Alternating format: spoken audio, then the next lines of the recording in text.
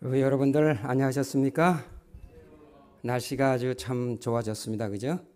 우리 캘리포니아 베이 지역에 아주 자랑하는 날씨로 돌아왔습니다. 즐거운 한 시 되기를 바랍니다. 자, 오늘 우리 과정 공부 제12가 한 알의 밀처럼 죽음. 내가 진실로 너에게 이르노니 한 알의 밀이 땅에 떨어져 죽지 아니하면 한 알 그대로 있고 죽으면 많은 열매를 맺느니라. 참 어려운 말씀이에요. 그죠? 도전적인 말씀입니다. 이 말씀은 사실 예수님을 가리켜서 하는 말씀으로 주로 그렇게 이해를 했는데 오늘 과정책에서는 우리가 그렇게 될 수 있다는 거예요. 하나의 밀알같이 우리가 죽으면 많은 열매를 맺을 수 있다는 거예요. 상당히 우리에게 도전적입니다. 이 말씀을 우리 한번 공부해 보도록 하겠습니다. 우리 지난 안실에는 무슨 말씀으로 우리가 공부했죠? 기억 안 나나요? 하나도? 예? 예. 인내에 대해서 배웠어요. 잊지 마시기 바랍니다. 오늘도 그러한 것들이 이제 나올 겁니다. 서론에 있는 말씀을 좀 읽어보겠습니다. 나는 죽고 예수님이 사셔야 함을 알면서도 그렇게 사는 것이 쉽지를 않습니다. 그런 우리에게 하늘 보좌를 버리고 이 땅에 오셔서 모든 것을 내어주신 예수님의 모습은 완벽한 모본이 됩니다. 어떤 상황 속에서도 내 뜻과 경험을 의지하기보다는 열린 마음을 가지고 성령님의 인도하심에 따라 살아갈 때 하나님께서 원하신 아름다운 열매를 맺을 수 있습니다. 이렇게 사실 이 결론 부분에 이렇게 서론에 정리를 해 나왔어요. 반드시 죽어야 한 알의 씨앗이 열매를 맺는다는 겁니다. 아까 말씀드린 대로 참 우리에게 큰 도전입니다.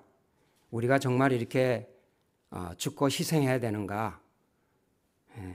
근데 여러분, 어떻게 내가 죽을 수가 있을까? 어떻게 내가 희생할 수 있을까? 지금은 암담하지만은 이 과정책 끝날 때쯤에 되면은 제가 그렇게 정리를 하겠어요. 여러분이 나도 할 수 있구나 하는 그런 아주 쾌재를 부르시기를 바랍니다. 예? 그런 기대감을 갖고 공부를 해야 이 집중이 되는 거예요. 기대를 하시고 오늘 I can do it 하는 그런 기쁜 마음으로 이 공부를 끝냈으면 참 저도 좋겠습니다. 한번 우리 트라이 해봅시다. 자, 이 너희 안에 이 마음을 품으라. 곧 그리스도 예수의 마음이니 그는 근본 하나님의 본체시나 하나님과 동등됨을 취할 것을 여기지 아니하시고 오히려 자기를 비워 종의 형체를 가져 사람들과 같이 되었고 사람의 모양으로 나타났음에 자기를 나타내시고 죽기까지 복종하셨으니 곧 십자가에 죽으심이라. 여기에 어떻게 우리가 죽어야 되는가를 알고 첫 번부터 뭐냐면 예수님이 우리의 모본이다. 예수님이 그렇게 하셨다 하고 우리에게 지금 예수님을 모본으로 보여주고 있습니다. 별로 위로가 안 돼요. 더 마음이 무거워지죠. 어떻게 우리가 예수님 같이 이렇게 우리가 희생하고 모본을 할 수 있을까? 이거 좀 너무한 거 아닌가 하는 그런 마음의 무거운 짐이 있을 거예요. 자, 우리 한번 계속 봅시다.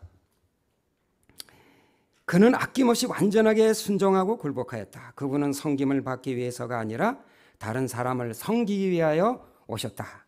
그분은 당신 스스로의 뜻을 행하기 위해서가 아니라 당신을 보내신 그분의 뜻을 행하고자 오셨다. 예수님이 능력 있고 하나님이셨지만 자기 나름의 어떤 구상, 아이디어 그런 것이 있었지만 그게 아니라 하나님 아버지의 뜻을 행하시기 위해서 여기 오셔서 완전히 복종하셨다는 그런 말씀입니다. 이게 우리의 표준이라고 이 저자는 그렇게 말씀하고 있어요. 여러분 어떻습니까? 너무 표준이 높지 않습니까? 어떻게 우리가 이런 일이 가능할까요? 가능할 것 같아요?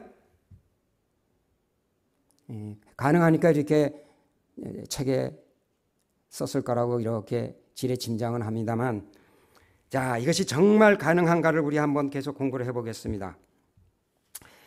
만일 그대가 하나님의 뜻을 알기 원한다면 먼저 희생해야 한다.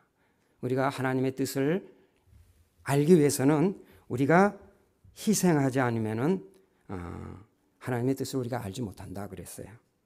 그리고 로마 12장 1절 2절에 있는 말씀을 여기에 우리에게 샘플로 보여주셨습니다. 이 말씀을 한번 제가 읽어보겠습니다. 그러므로 형제들아 내가 하나님의 모든 자비하심으로 너희를 권하노니 너희 몸을 하나님이 기뻐하시는 거룩한 산 제사로 드리라. 이는 너희의 드릴 영적 예배니라.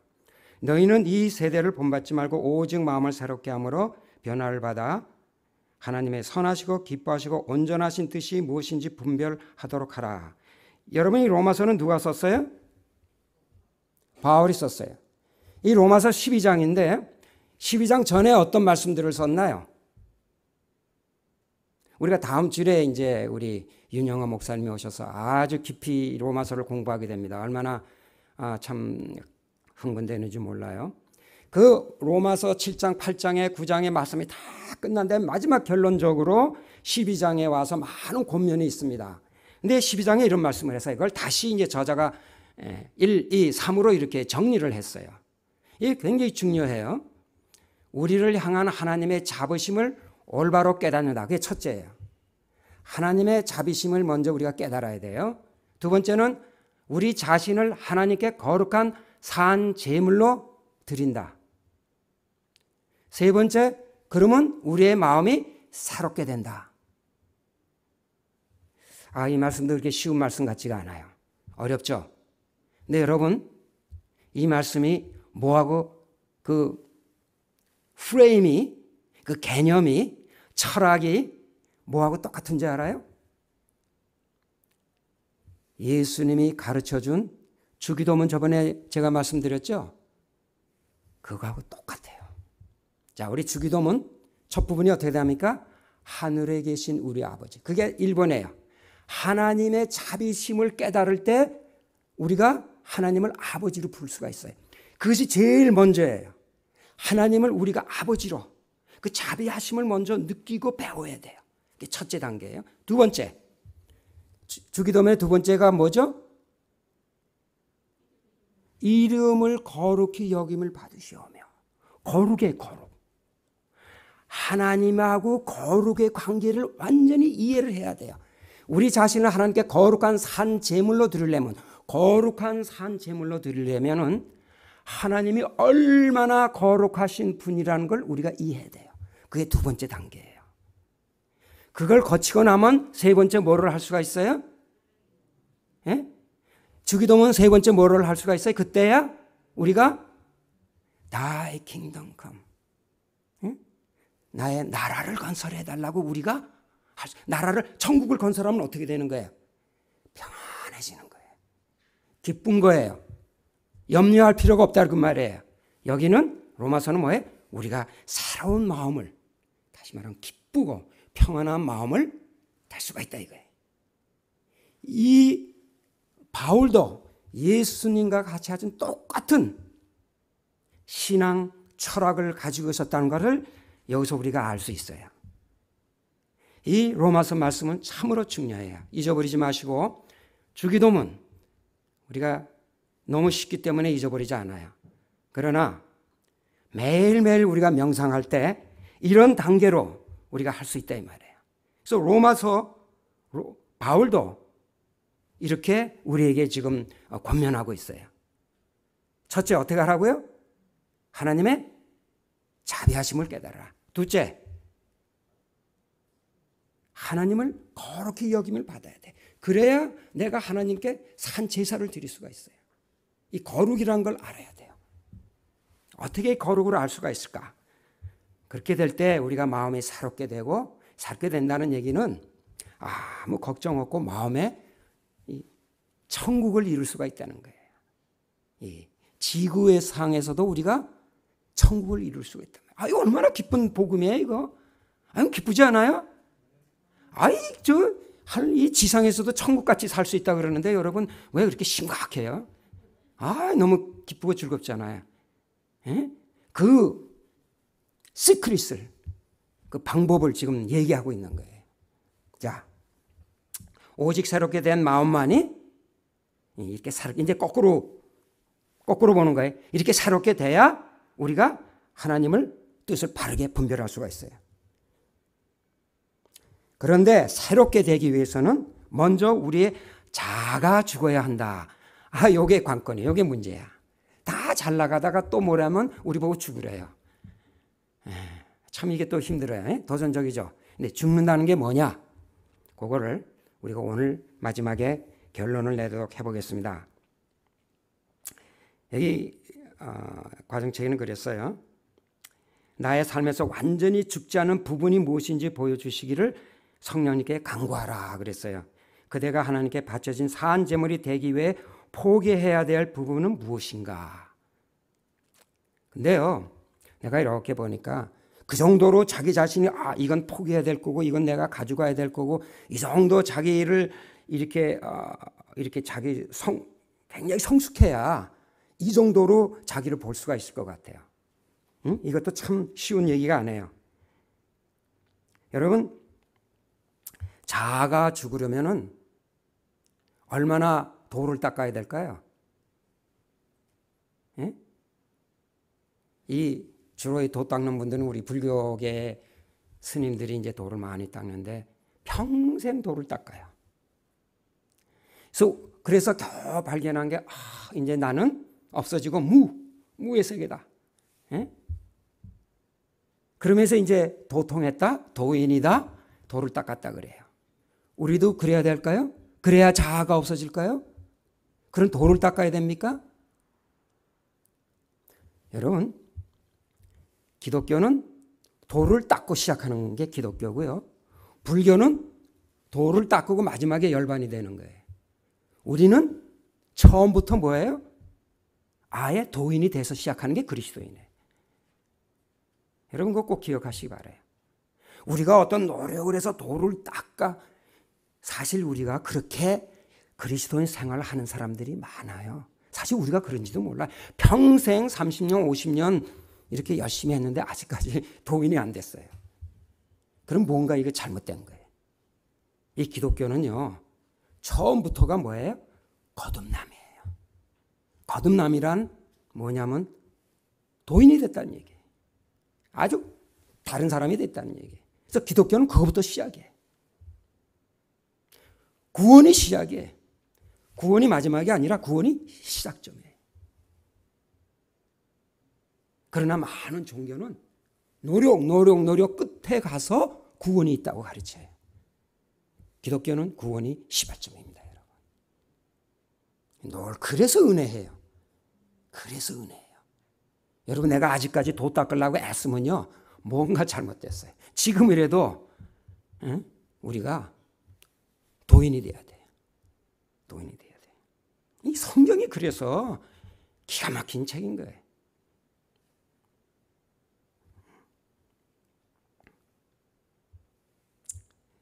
그 다음에 이제 여기 듣고자 하는 마음. 여호와께서 임하여 서서 전과 같이 사매라 사매라 부르시는지라 사매를 이르되 말씀하옵소서 주의 종이 듣겠나이다. 여기 이제 뭐가 나오냐면 우리가 하나님을 만나야 된다 그랬잖아요. 하나님을 만나야 되는데 하나님을 만나려면 어떻게 하냐면 이 듣고자 하는 마음, 다시 하나님을 만나자고 하는 그런 간절한 마음이 있어야 하나님을 만날 수 있다 이 말이에요. 여러분 이건 굉장히 중요한데요. 우리가 보통 어떻게 생각하느냐면요. 성경을 열심히 공부하고 하나님에 대해서 배우고 진리다 이렇게 해서 마음이 기쁘면요. 즐거우면 그걸로 우리가 하나님을 만난 거로 착각을 한다 이 말이에요. 여러분 그거는 지식이에요. 그건 아직까지 만난 게 아니에요. 근데 그렇게들 가르치고 또 그렇게들 이해를 하고 있어요. 그러니까 우리가 하나님을 이렇게 만나는 그런 경험들을 적게 한다 이 말이에요. 이 하나님을 개인적으로 만나야겠다는 열망이 우리에게 있어야 돼요. 열망이. 그 얘기를 하는 거예요. 듣고자 하는 마음, 만나고자 하는 마음이 우리에게 있어야 돼요. 직접적으로. 그게 없으면 하나님은요 너무 신사적이어서 문 안 열어주면요 백날 바깥에서 기다리고 계시다 그 말이에요. 억지로 우리 문을 열고 들어오지 않는 분이에요. 그래서 우리가 간절하게 문을 열어야 돼요. 성경에서 배운 지식을 가지고 하나님을 만났다고 생각하면 여러분, 다시 얘기하는데요, 그거는 오산입니다. 우리가 직접 하나님을 만나는 경험들이 있어야 돼. 그걸 지금 얘기하고 있네. 그래서 여기에는 누구를 샘플로 보내줬냐면요, 우리한테. 누굽니까? 사무엘. 사무엘이 12살 때 하나님의 음성을 직접 들었어요. 12살이라는 얘기는 기록이 없지만 역사가인 요세푸스가 그렇게 짐작을 했어요. 그때 유대에서 12살 되면 성인식을 하고 이제 직접적인 일을 시작하기 때문에 그런다 그랬어요. 하룻밤 자는데 성소에서 늘 잤어요. 사무엘 얘기는 다 알죠. 그 엄마 한나도 잘 아시고. 사무엘아, 사무엘아 이렇게 불렀어요. 그냥 사무엘은 자다가 벌떡 일어나서 엘리 제사장에게 가서 당신이 나를 부르셨기로 내가 여기 있나이다 그랬어요. 그랬더니 엘리도 거기서 나는 너를 부르지 않았는데 어서 하지 말고 들어가 자라. 그래서 다시 잠을 잤어요. 근데 또 두 번째 사무엘아 사무엘하고 들리는 거예요. 엘리 제사장이 날 부르니까 얼른 일어나가서 또 똑같이 당신이 나를 부르셨기로 내가 여기 있나이다. 아니다, 나는 너를 부르지 않았다. 또 이제 사무엘에 누웠어요. 사무엘아 사무엘아 또 부르는 거예요. 또 세 번째 가서 똑같이 당신이 나를 부르셨기로 내가 여기 있나이다. 그랬더니 그때 엘리가 아니다, 이번에는 그렇게 하지 말고 내가 여기 있나이다. 나를 부르셨나이까 내가 여기 있나 하고 대답하라 그랬어요. 그래서 엘리 마음 가운데는 이거는 하나님께서 찾는 거다 이렇게 생각을 해서 그렇게 줬어요. 아니나 다를까 네 번째 사무엘아 사무엘아 하고 나타나셨어요. 내가 여기 있나이다 말씀하옵소서. 이 세미한 음성을 사무엘이 듣고 하나님께서는 그에게 말씀을 합니다. 무슨 얘기를 하느냐 하면은 엘리 제사장과 그 흠니와 비나스 아들의 그 모든 좋지 않은 죄악에 대해서 다 얘기를 합니다. 흠니 비나스는 그 아들은 어떤 사람들이에요? 제사 드릴 때마다 고기를 갈쿠리로 꺼내서 가마솥에 꺼내서 먹고 또 여자들하고 또 동침하고 아주 못된 그런 짓만 하는 참 그런 제사장 아들이었어요. 하나님께서 내가 다시는 이 가족의 재물을 내가 받지 않겠다. 다시 그 집을 멸망하겠다는 그런 얘기였어요. 이 어린 아이에게. 아침 일찍 일어나서 성전문을 다 열고 엘리를 만나기를 좀 꺼려했어요. 두려웠어요. 내가 어떻게 이 얘기를 할까? 그랬더니 엘리가 사무엘아 사무엘아 내가 나에게 한 가지도 숨기지 말고 네가 어젯밤에 하나님께 들은 얘기를 나한테 다 고하라. 그랬더니 사무엘이 그대로 다 고합니다. 엘리는 그대로 올 것이 왔다 하고 긍정을 하고 그 일을 끝냅니다. 여기서 하나님의 음성을 듣는 일은 우리의 마음을 비우고 하나님께서 역사할 수 있는 공간을 마련해 드린 데서부터 시작됨을 기억해야 합니다. 비록 힘든 일이지만 간절히 구하며 성령님의 역사하심에 우리의 삶을 맡긴다면 하나님께서 이루어 주실 것입니다 하고 이제 저자는 그렇게 말씀하고 계십니다. 여러분, 왜 하나님을 만나야 될까요? 왜 만나야 되죠? 그냥 성경에 충분하게 하나님에 대해서 설명이 되어 있고 우리가 많이 충분히 배우는데 왜 개인적으로 하나님을 만나야 될까요? 그리고 어떻게 만날 수가 있을까요? 만나면 무슨 일이 일어나나요?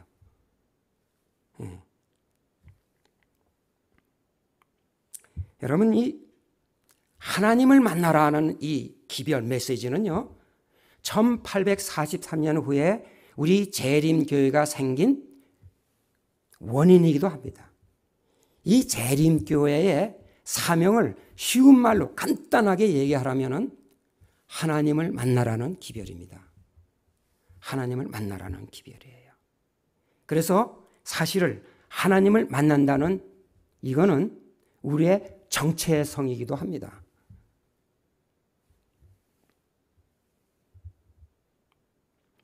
자, 여긴 또 다른 한 사람을 이제 소개를 하게 되겠는데, 많은 사람들이 중요한 순간에 하나님을 의뢰하는 대신 자신의 판단을 의지하는 경향이 있다. 우리는 눈에 보이는 대로 판단하지 말고 말씀에 따라 판단해야 한다. 여기 이제 사울 왕을 이제 소개를 하는데, 이 사울 왕은 하나님께서 기름 부어 만든 왕이지만은 그의 판단으로 하나님의 일을 수행을 했습니다. 하나님의 뜻을 모르고 자기 뜻대로 한 그런 그 기록이 이제 성경에 나옵니다. 우리가 잘 알다시피 사울이 여기 사무엘상 13장 5절 8절에 조금 긴 말씀이지만 제가 이거를 좀 여러분하고 다 같이 좀 읽겠습니다.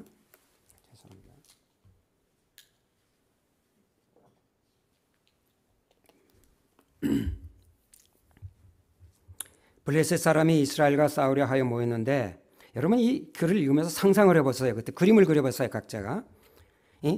블레셋 사람들이 이제 있는 거예요. 병거가 3만이요 마병이 6천이에요. 어마어마하죠. 백성은 해변에 모래같이 많다는 얘기예요.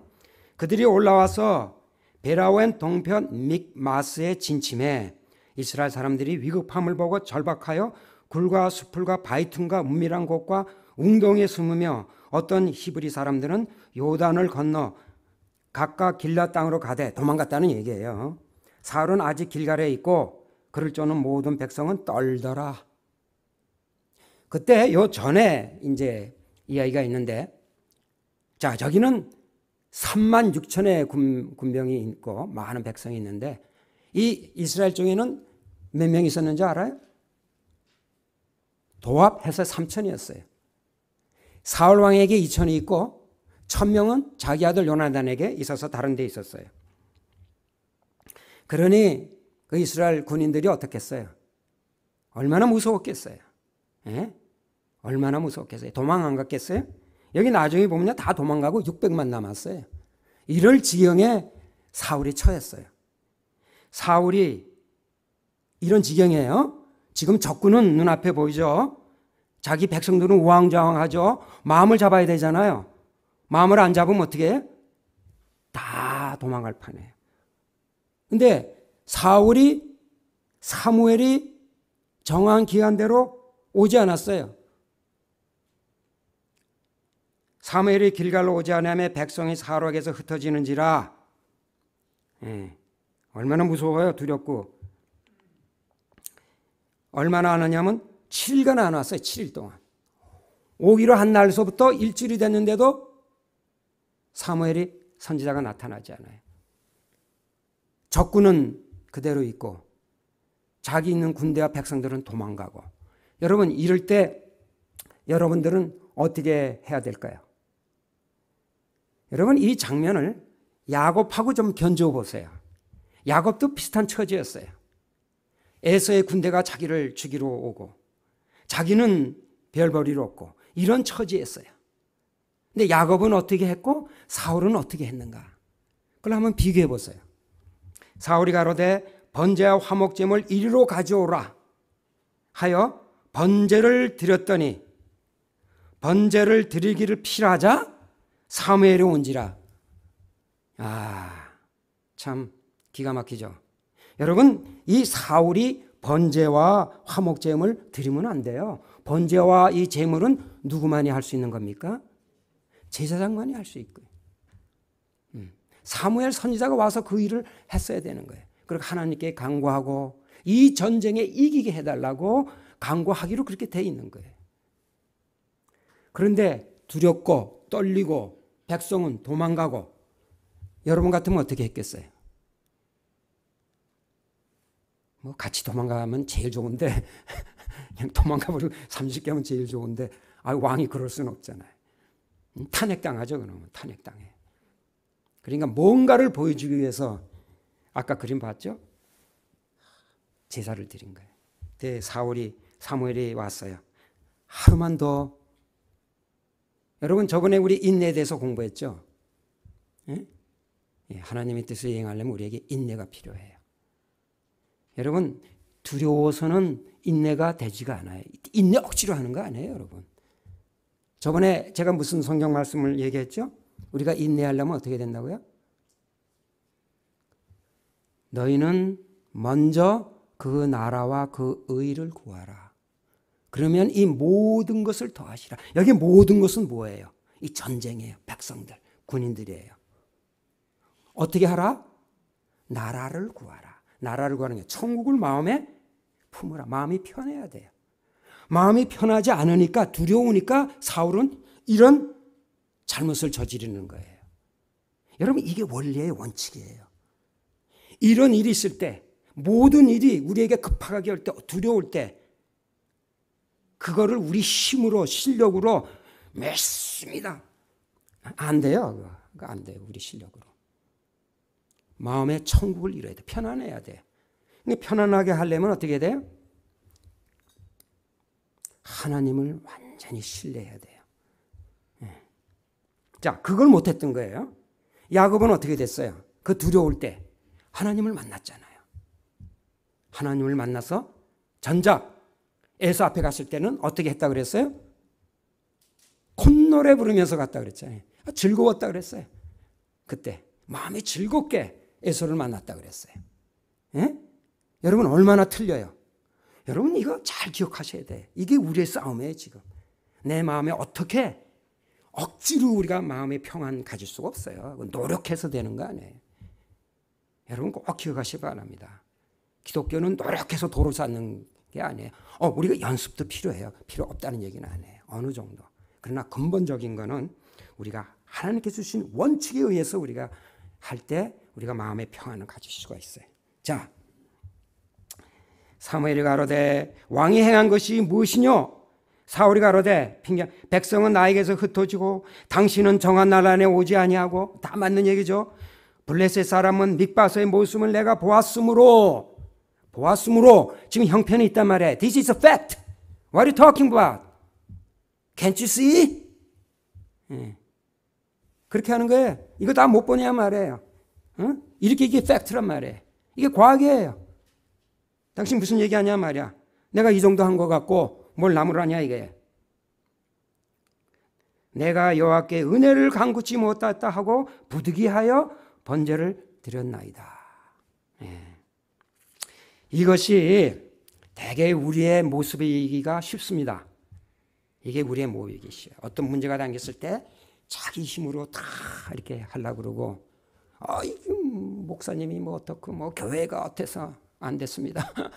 하나님께 핑계댈 수가 있어요 우리가. 아니면 자기가 우리가 그렇게 되면 안 된다는 거예요. 우리가 억지로 이것을 인내로 도 닦아서 견디라고 그렇게 자꾸 가르치는 종교가 있어요. 여러분 그런 데 말 기울이지 마세요. 그렇게 하고 허송세월 보내요. 그렇게 하는 게 아니라 여기 원리는 뭐예요? 하나님을 완전히 신뢰해야 되는 거예요. 야곱이 거기서 도 닦아갖고 콧노래 부르면서 해서 만난 게 아니에요. 하나님 딱 한 번 만나니까 다 해결된 거예요. 하나님 만나면 끝나요. 우리 모두는 이런 일들을 저지르곤 한다. 우리는 인간적 시야에 의지함으로 우리가 보는 거, 자신의 생각을 의지하게 되고 마침내 인간적인 느낌에 의지하게 된다. 그리고 우리는 그 느낌에 따라 행동한다. 참 뭐 저도 이래요. 느낌이 이게 하나님의 뜻인지 이게 내 느낌인지 내 느낌이 이게 성령의 음성인지 도무지 너무 힘들어요. 어떨 때는 하나님의 뜻이 무엇인지 그럴 때 많죠. 그럴 때 많아요. 자, 그러나 겸손히 의지하는 마음과 하나님을 완전히 신뢰하는, 여기 제가 빨간 글씨로 했죠. 일이 이처럼 결정적으로 부족한 이상 우리는 아무것도 확신할 수 없다. 우리가 하나님께 완전히 신뢰하는 그런 마음이 없으면요, 우리가 모든 일에 실패한다 그 얘기예요. 그런 일을 당할 때 신뢰하는 것이 없고 자기의 감각과 지식과 이런 걸로 하면 그거는 결국 우리가 실패하게 된다 말이에요. 누구같이? 사울과 같이. 그다음에 여기 이제 이런 말씀이 있어요. 대체물이라는 말씀이 있는데, 때때로 우리가 극심한 반대에 직면하게 될 때 그것은 소중한 연단의 기회이므로 다른 대체물을 의지하지 말고 끝까지 하나님의 능력을 신뢰해야 한다. 제가 시간이 없기 때문에 이 대체물은 빼겠습니다. 자, 더 깊은 연구를 위해, 자, 여기 이제 과정책이 이제 마무리를 하는 말씀을 읽고 제가 제 나름대로 연구한 것을 마무리 짓도록 하겠습니다. 우리가 산재물이 되는 대신 계속해서 하나님의 음성에 기울이지 않는다면 우리는 하나님을 위해 살 수 없다. 우리의 의지를 아버지의 뜻에 진정으로 굴복시키기 위해서는 반드시 자신을 포함해 하나님의 말씀과 능력 외에 다른 대체물을 의지하는 것이 얼마나 위험한지 확실히 알아야 한다. 하나님의 뜻에 굴복하는 것이 그리스도를 닮는 삶의 핵심이기 때문에 하나님께서는 우리에게 그분을 의지하는 법을 가르치시기를 위해 시련을 허락하셨다. 우리에게 시련을, 결국 저자가 하고 싶은 얘기는 뭐냐면 우리에게 지금 시련에 대해서 배우잖아요. 이런 시련을 통해서 우리가 하나님을 의지하게 되고 하나님을 만날 수 있는 기회가 된다고 말이에요. 그 기회를 놓치면 안 된다는 거예요. 이 야곱이 시련을 통해서 하나님을 만난 것처럼 이 시련을 통해서 우리가 하나님을 만날 수가 있는데 그 시련을 어떻게 한다는 거예요? 다른 걸로 대처를 해버리고 적당히 우리 실력대로 그냥 하나님 만날 기회에 하나님을 못 만나고 우리는 적당히 우리 실력으로 해결하고 넘쳐간다는 게 대체물의 얘기예요. 대체한다는 거예요. 여기 읽어보시면 아시겠지만 어떤 때는 이런 일이 생기면 쇼핑 가는 것도 여기는 대체물이라고 그렇게 얘기했더라고요. 제가 그게 무슨 얘기인지 모르겠지만 하여튼 여러분이 기회 있으면 좀 가정책 읽어보세요. 우리가 어떤 이런 데를 해결하기 위해서 적당히 우리 나름대로 그 문제를 직접적으로 부딪히지 아니하고 적당히 해결하는 모든 것들을 가정책에 예로 써 있으니까 여러분이 좀 가서 읽어보시기 바랍니다. 자, 그러면은 어떻게 자아를 죽이고 하늘의 미랄이 될 수 있겠는가? 어떻게 자아를 죽이가? 여러분, 사람은 변하지 않습니다. 제가 얼마 전에, 오래전에 우리 교인 그리스도인 가정을 이제 방문을 했는데 병원에 그분이 남편이 암이 걸렸어요. 뭐 대장암이었는지 무슨 암인지 지금 기억이 없습니다. 좀 오래된 거에서 기억이 좀 적합니다. 수술을 이제 했어요. 수술을 하고 거의 와이프가 있고 그런데 그 이제 환자분이 이제 수술을 했으니까 여보 나 육개장 좀 먹게 해줘 하고 아주 와이프한테 아주 막 사정을 하는 거예요. 그동안 와이프가 들어보니까 못 먹게 했던 것 같아요. 뭐든지 못 먹게 하고 건강하고 그래서 겨우겨우 해서 수술을 받았으니 이제는 좀 내가 먹고 싶은 거 해달라고 이렇게 얘기하는 것 같아요. 근데 그 방문이 있은 다음에 한 몇 주 후에 아마 그분이 돌아가셨다는 얘기를 제가 들었습니다. 물론 그분이 육개장 먹어서 돌아가신 건 아니라고 생각돼요. 문제는 사람이 이렇게 변하지 않는다는 거예요. 여러분 그 사람만 제가 뭐 그런 게 아니고 우리 다 그래요. 그렇게 즐겨요, 여러분. 인간은요 변하지 않아요. 웬만해서 변하지 않아요. 우리가 어떻게 자아를 죽이고 맨몸으로 우리가 자아를 죽일 수가 있어요? impossible. 그거 되지 않아요. 여러분 우리 영적인 양식도 우리 마찬가지예요. 우리가 여러분 뭐 단에서 여러 가지 말씀하지만 우리가 변합니까? 안 변해요. 자기 나름대로 가지고 있는 영적 양식 그것만 먹고 그것만 생각하고 살아요. 그게 자기 기호대로. 오늘 말씀 좋았습니다. 그러나 나는 내 생각대로 살겠습니다. 이렇게 변하기가 그렇게 쉽지 않다 이 말이에요. 그게 우리의 모습이라는 걸 여러분 우리가 먼저 알았으면 좋겠어요. 인정을 해야 돼요. 언제 우리가 변할 수가 있는가? 여러분 이게 뭔지 알아요?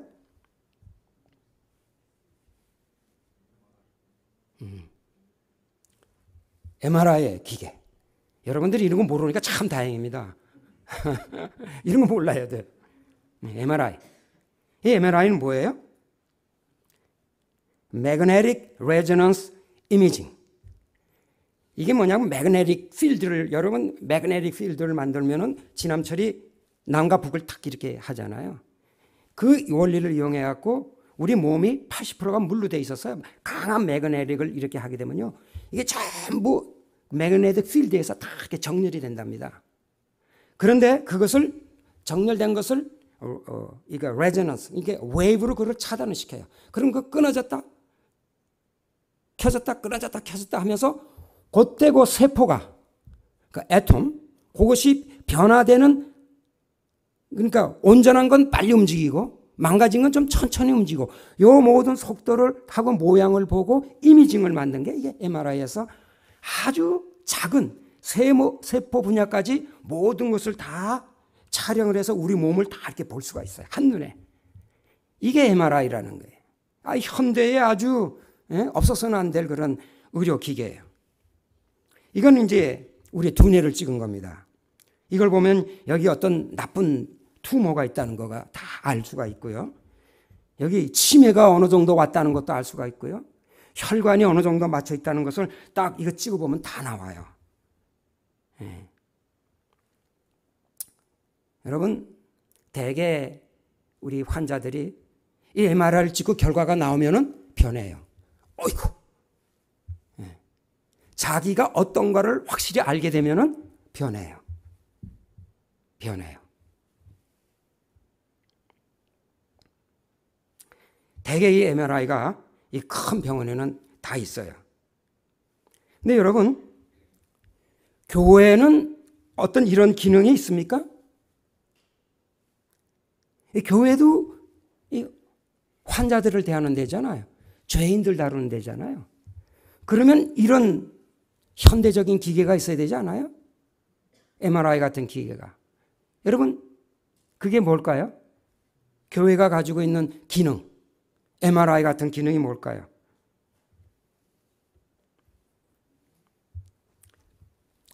그게 바로 조사심판입니다, 여러분. 심판이에요. 심판. 여기 이 그림은 사실은 조사심판을 잘못 나타내는 그림입니다. 왜 이 그림을 제가 보이느냐면 보통 조사심판하면은 이런 식의 언도를 내리는 심판을 내리는 것으로 조사심판을 우리가 자꾸 생각을 해요. 그러나 여러분, 여러분 속에서 오른쪽에 있는 그림을 제가 여기 이전에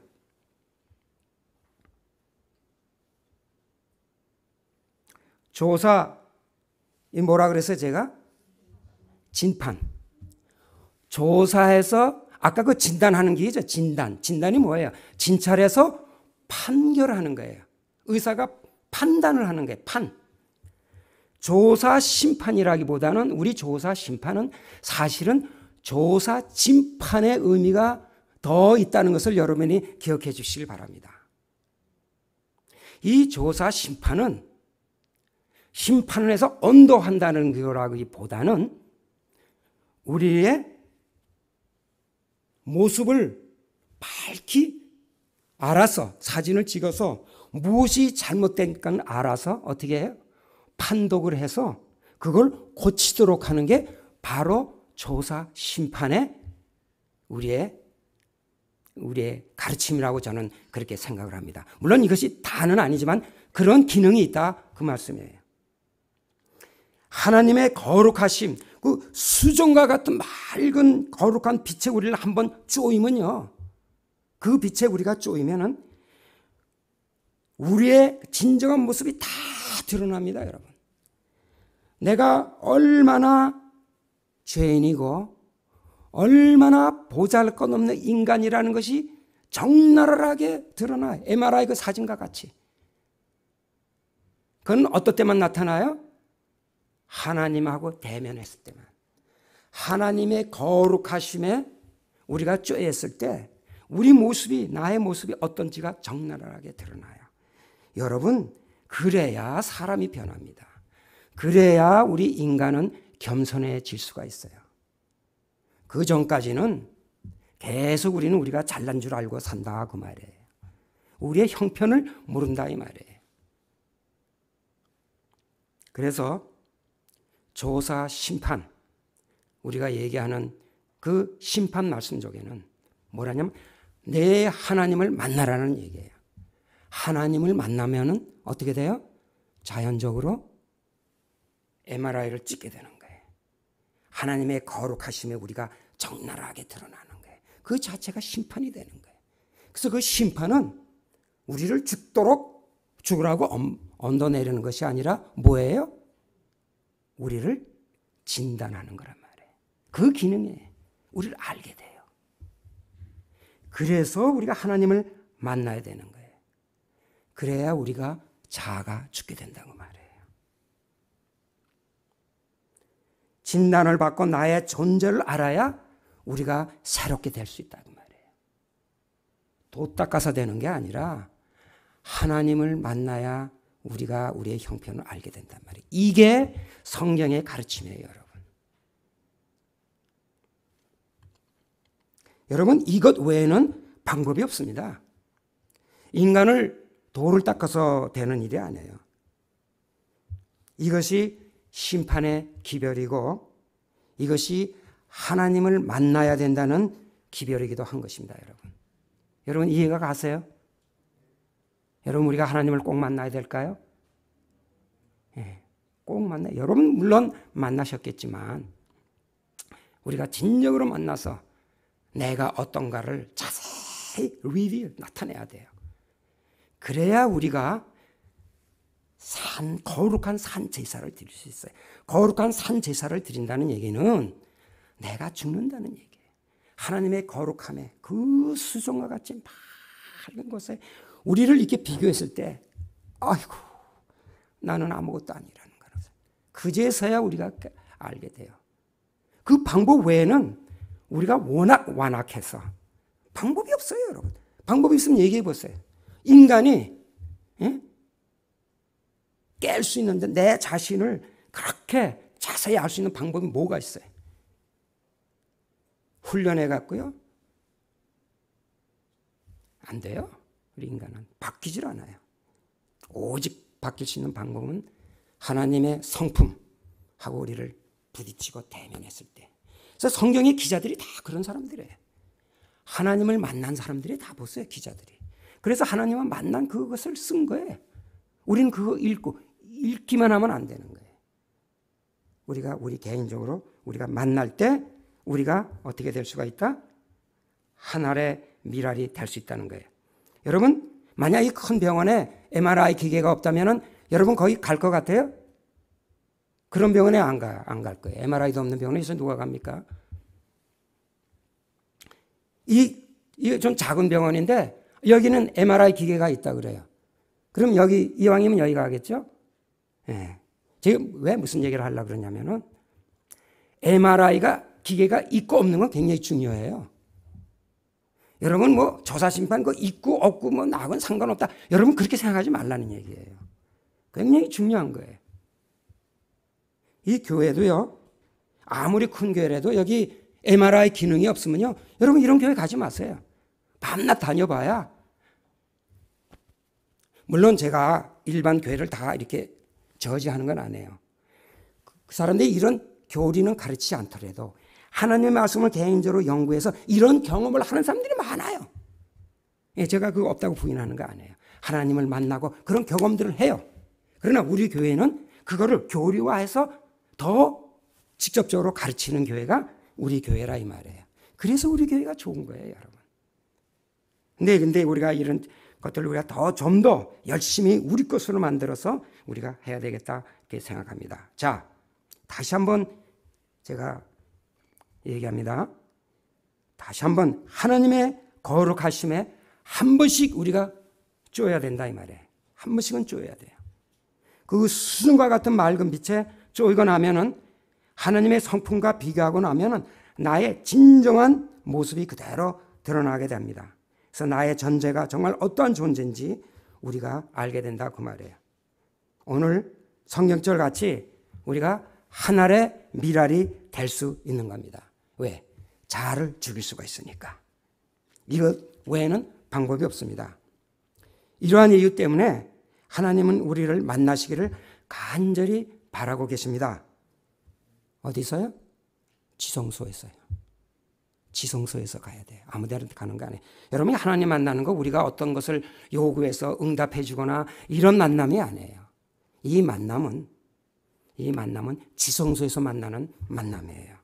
우리 각자가 하나님을 만나는 일에 더욱 힘쓰게 되기를 바랍니다. 오늘 과정 공부 이것으로 마치겠습니다. 감사합니다.